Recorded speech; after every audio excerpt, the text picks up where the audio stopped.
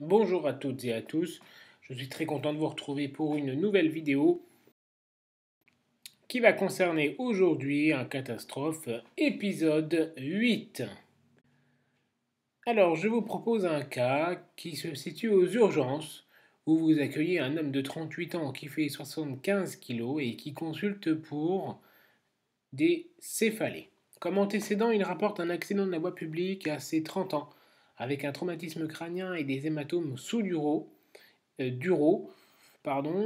depuis quelques heures, il y a une majoration des céphalées. Donc c'est une majoration de céphalées avec les paramètres suivants, 90 battements par minute, 145 sur 90 pour la tension, Glasgow à 13, 14 cycles par minute et une saturation à 99% en air ambiant.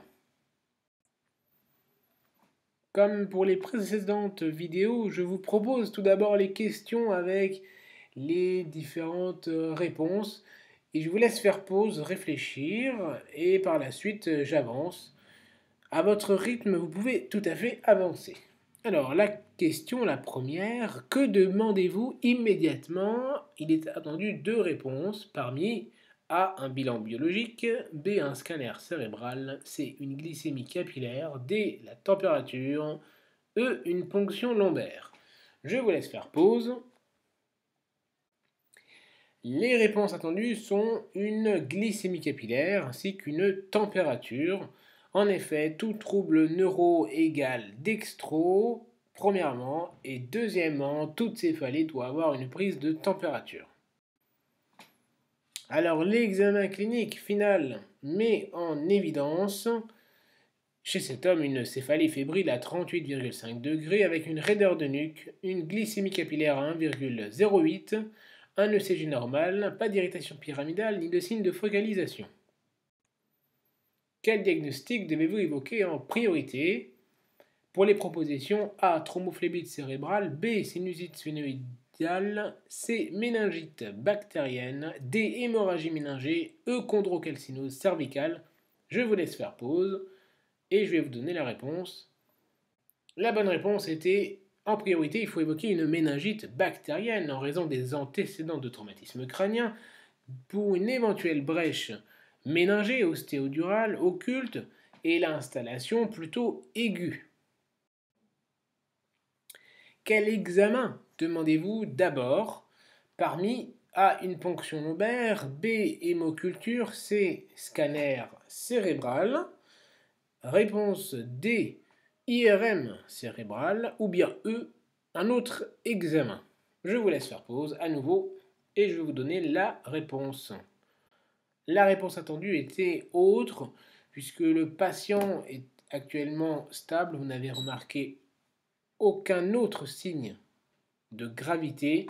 Il faut donc réaliser une crase comprenant un TP et la mesure du taux de plaquettes avant la réalisation d'une ponction lombaire. Et dans ce cas, puisqu'il n'y a pas de signe de focalisation, effectivement, pas besoin d'un scanner avant l'APL.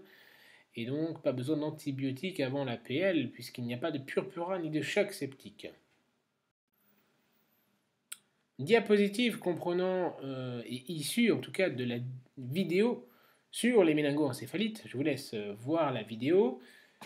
Pour une suspicion de méningoencéphalite, si le patient est stable, bien sûr, est-ce qu'il y a une contre-indication à l'APL? Première question qui doit venir à l'esprit. Si oui, à savoir une infection au point de ponction lombaire, donc au niveau lombaire. Si il est instable sur le plan hémodynamique, vous avez ce que je décris en haut à gauche, ou un problème de crase comprenant un TP qui est inférieur à 0,7 ou 70%, ou quand les plaquettes sont inférieures à 70 000 selon certaines littératures et références, ou bien 50 000, d'autres encore citent ce chiffre-là. Ou bien en cas de signe neurologique, c'est-à-dire un signe de focalisation qui nécessite une imagerie cérébrale en urgence injectée, ou un Glasgow inférieur à 11 qui est un signe de gravité, et à ce moment-là, il faut réaliser aussi un scanner. Dans ces cas-là, s'il y a une contre-indication à la ponction lombaire, on fait hémoculture, le scan, dexaméthasone, c'est-à-dire les corticoïdes, les antibiotiques. On vérifie s'il n'y a pas de contre-indication à nouveau à la ponction lombaire, puisqu'il faut la faire, et on peut la réaliser par la suite. Si dès le départ il n'y a pas de contre-indication à la ponction lombaire, on réalise la ponction lombaire après le bilan. Si on peut se permettre d'attendre les résultats, hein, ça dépend des recommandations. Encore une fois, je vous laisse vous référer à la vidéo que j'ai faite avec les hémocultures. On regarde si le liquide est purulent ou non, et en fonction, on met les traitements adaptés. Je vous rappelle que tout signe d'encéphalite doit conduire à une imagerie. Question suivante. Quel germe attendez-vous au direct par ordre de fréquence chez ce patient? Les différentes propositions, la A, coccygramme positif en amas, B, coccygramme positif en chaînette, C, bacilgramme négatif, D, bacilgramme positif et E, coccygramme négatif. Je vous laisse faire pause et je vais vous donner la réponse dans quelques secondes. La bonne réponse était la B, coccygramme positif en chaînette. Je vous explique pourquoi dans la diapositive prochaine.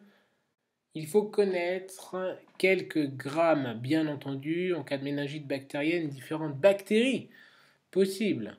La plus fréquente, le pneumocoque, qui est, comme vous le constatez, avec la forme des différentes cases, soit arrondi pour les coques ou en forme de carré pour les bacilles, bleu pour les grammes positifs et violet pour les grammes négatifs. Le pneumocoque est un diplocoque positif qui est le plus fréquemment imputé dans les méningites bactériennes. Et comme facteur de risque, effectivement, la brèche ostéoméningée, il faudra mettre la dexaméthasone. Et pour rappel, 30% de mortalité avec un traitement. Méningocoque, c'est un coccygramme négatif. Il faut évoquer chez les patients de plus de 50 ans la listeria, qui est responsable de 10% des méningites bactériennes, à l'âge adulte en tout cas, puisque chez l'enfant c'est plutôt Streptoagalactiae et Le coli ou Haemophilus influenzae. Et en cas de chirurgie neurologique, staphylocoque peut être imputable. Et chez les patients à risque ou avec des signes encéphalitiques, pensez aux mycobactéries et à la listeria. Votre hypothèse s'avère exacte puisque le laboratoire vous appelle et confirme le diagnostic. Vous avez introduit de la ceftriaxone 100 mg par kilo et d'hexaméthasone 10 mg. Avant son admission en service d'infectiologie, le patient se dégrade et vous prenez les paramètres. Les voici: une tension à 8 sur 5, Glasgow 10, saturation 95, fréquence respi 25, fréquence cardiaque 120, glycémie à 0,5 et des marbrures de grade 2. Question: quelle thérapeutique envisagez-vous? Je vous propose A. Remplissage 500 ml par heure. B. Adrénaline au pouce seringue électrique. C. Noradrénaline au pouce seringue électrique. D. Utilisation de glucosé 5%, G5. E. Utilisation de NaCl 0,9%. Je vous laisse faire pause. Et pour les résultats, les réponses, les voici. C'était la noradrénaline au pouce seringue électrique et l'utilisation de NaCl à un débit de 500 ml par demi-heure ou par 20 minutes même. On fait un débit libre. Vous avez dû introduire les amines citées précédemment. Quel diagnostic évoquez-vous? Les propositions sont syndrome de Miller-Fisher, B. syndrome de Waterhouse-Friderichsen, C. syndrome de Bickerstaff, D. syndrome APZ, E. syndrome de Schmidt. Je vous laisse faire pause pour cette question un peu plus tirée par les cheveux, c'est la dernière.